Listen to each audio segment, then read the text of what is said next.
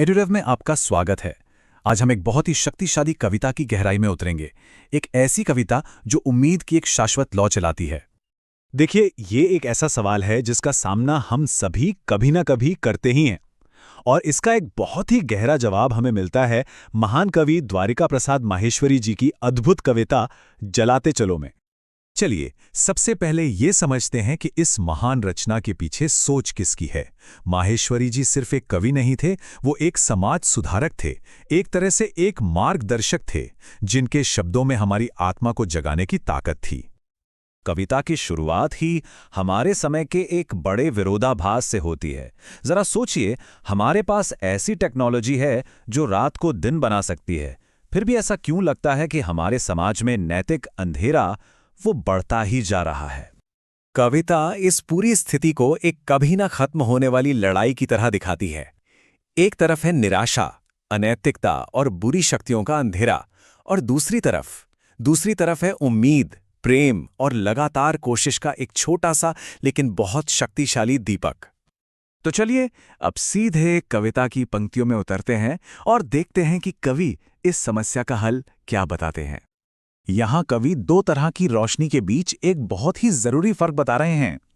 एक तरफ है विज्ञान के बनाए बिजली के दिए, जो बाहर से तो बहुत चकाचौंध करते हैं लेकिन अंदर से खोखले हैं।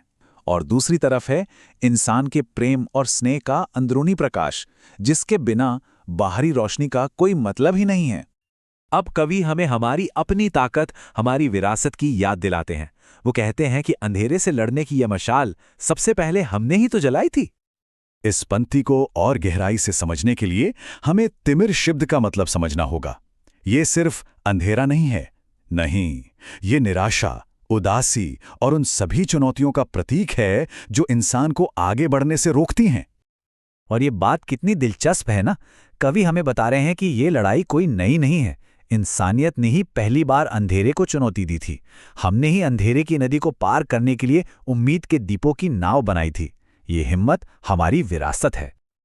चलिए अब आगे बढ़ते हैं और देखते हैं कि लगातार संघर्ष का ये विचार कविता में कैसे और भी गहरा होता जाता है। ये एक बहुत ही मजबूत विचार है।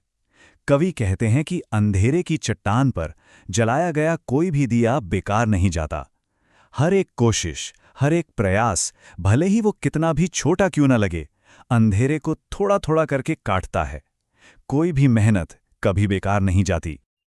और अब हम कविता के सबसे शक्तिशाली हिस्से पर आते हैं, जहां कवि इस संघर्ष के शाश्वत होने की बात करते हैं कि यह हमेशा से था और हमेशा रहेगा।